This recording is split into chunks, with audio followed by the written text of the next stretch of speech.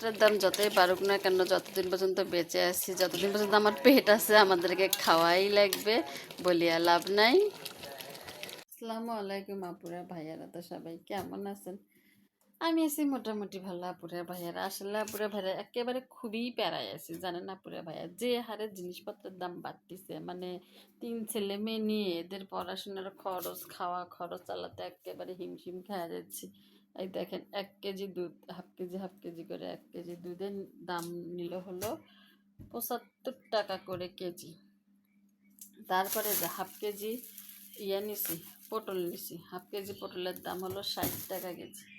তাহলে পটলের দামে যদি 120 টাকা কেজি হয়, তাহলে ওর মধ্যে মাছ লাগবে কিংবা মুরগি লাগবে, কি আর বলি আপুরা ভাইয়ারা। আর এইদিকে দেখেন, মুরব্বি এই যে তার দুষ্টুমির জন্য শেষে নাই, ওই ডয়ারটা হচ্ছে আমার মেয়ের, ওই স্টিকার লাগায় রাখছে। এই দেখেন, মুরব্বি একটা একটা করে স্টিকার তুলতেছে আর ফেলতেছে, ফেলতেছে আর তুলতেছে, মানে কি যে একটা অবস্থা। সব কিছুর দাম যদি এইভাবে বাড়ে, প্রত্যেকটা জিনিসের দাম, তো আমরা যারা মধ্যবিত্ত আছি, আসলে কোন বৃত্তের মধ্যে আছে নিজেও জানি না, মধ্যবিত্ত না নিম্নবিত্ত নাকি উপরের লেভেল তো একেবারে নাই, উপরের তো একেবারে নাই। তো যাই হোক, যে মধ্যবিত্তের মধ্যেও মধ্যবিত্ত আর কি। তো এখন যে আপুরা ভাইয়ারা, মেয়ে স্কুলে গেছে, ছেলে স্কুলে গেছে, মুরব্বি আর আমি এখন বাসায়। তো এখন যে রান্না বসাই দিব, আলু আলু সিদ্ধ দিব, তার মধ্যে ডিম ভাজি কাটিয়ে পটল দিয়ে রান্না করব। আপনারা কি কখনো এভাবে খেয়েছেন? তো চলে না আপুরা ভাইয়ারা, রান্না করি। খুব টেনশনের মধ্যে আছে আপুরা ভাইয়ারা, বুঝছেন, যার কারণে কোনো কিছুই ভালো লাগতেছে না। একটা সবজির দাম এত বেশি, দুধের দাম এত বেশি, মানে সব কিছুর দাম বেশি। শুনতেছি গ্যাসের দাম নাকি আরও 2000 টাকা।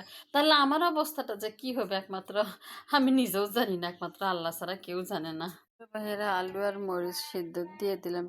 আমাদের এই প্রেশার কুকার না হলে হয় না, কারণ গ্যাস সিলিন্ডার কিনতে গেলে গ্যাসের অনেক যায়, তাই প্রেশার কুকারে দিলে 2 মিনিটে সিদ্ধ হয়ে যাবে। তো সিদ্ধ দিয়ে দিলে আলুগুলো সিদ্ধ করে নিছি আর পটলগুলো কাটিয়ে নিছি। এখন আর মধ্যে পেঁয়াজ বাটা সব কিছু দিয়ে দেবো।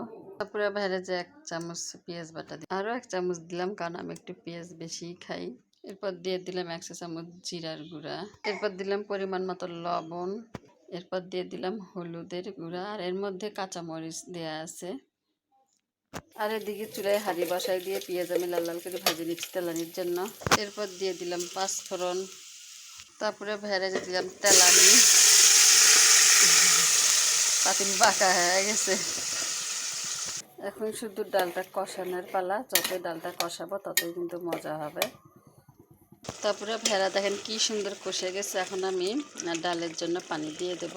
তারপরে ভেড়ে যে গরম পানি দিলাম ঢালিয়া, এখন একটু ওখানে লাড়াচাড়া করে দিয়ে এখন একটু ঢাকনা দিয়ে ঢাকি দেবো। আপুরা ভাইয়ারা তাড়াতাড়ি বলক যাতে আসে, সেজন্য ঢাকনা দিয়ে ঢাকি দিলাম, জাল হোক। আর এদিকে আমি ডিম গুলানোর জন্য 3টা ডিম নিয়েছি, ডিমগুলো ভাজি দিয়ে দেবো এখন। তো দেখি আমার বলক আসছে নাকি তরকারিটা। তো দেখেন কি সুন্দর বলক আসছে।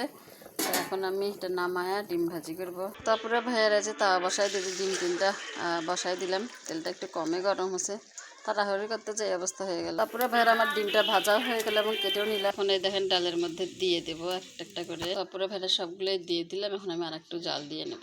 তারপরে ভাইয়েরা চুলায় বসিয়ে দিলাম। এই দেখেন কি সুন্দর থাকা বাঁকা করতেছে। তো হয়ে গেল আমার পটল দিয়ে আলু আর ডিম দিয়ে রান্না। এটা অনেকে আলুর ডাল দিয়ে পটল বলে আর কি, আলুর ডালের সাথে পটল দিয়ে ডিম রান্না। তো সবাই ভালো থাকবেন, সুস্থ থাকবেন। আর পেট যেহেতু আছে, খাওয়াই লাগবে, কষ্ট করাই লাগবে, উপায় নেই। আজকের মতো এই পর্যন্ত। আল্লাহ হাফেজ।